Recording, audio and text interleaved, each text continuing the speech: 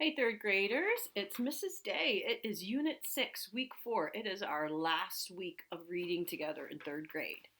So, you should have your homework page. Work on that this week. The spelling words are on the back with the challenge words. It looks a little different from the backs of other homework pages, but it's essentially the same thing.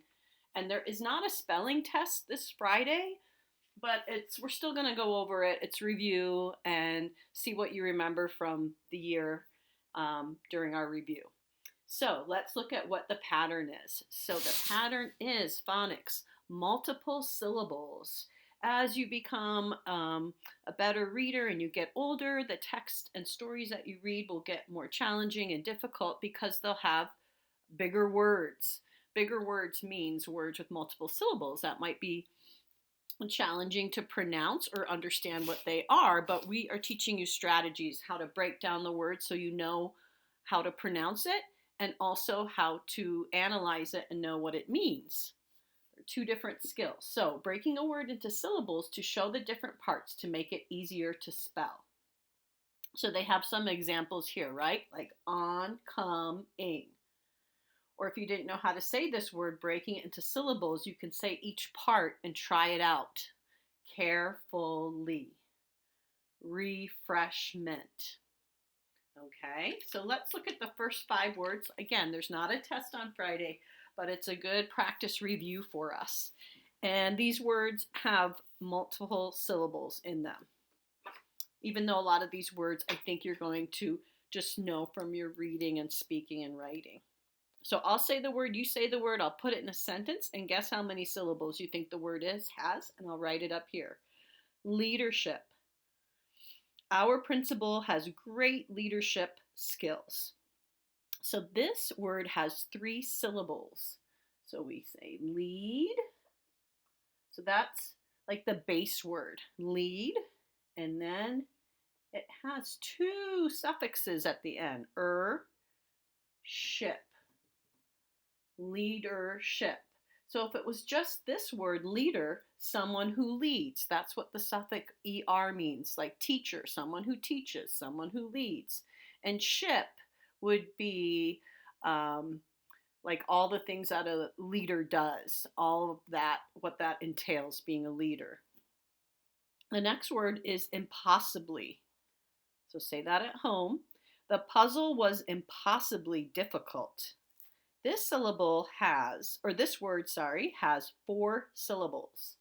So the first one is the prefix im.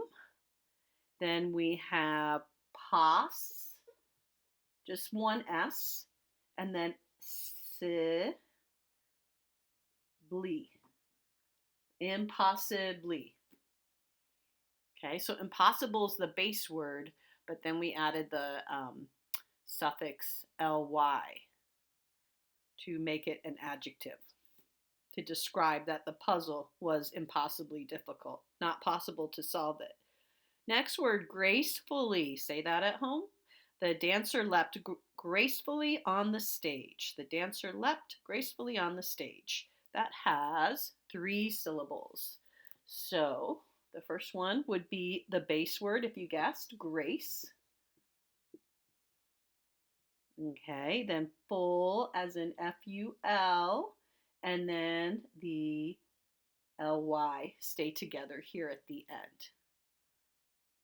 Okay, why didn't it stay by itself there? Because this has a double consonant, and we typically in English split double consonants like we did here as well. The next word, refreshment. Lemonade is a good refreshment. There are 3 syllables here. We have R-E, we have F-R-E-A-S-H, and we have M-E-N-T. Refreshment. Then the last word, uncomfortable. I feel uncomfortable on stage. There are 5 syllables in this word, 5. So the first one is un. It has that prefix. Com, C-O-M.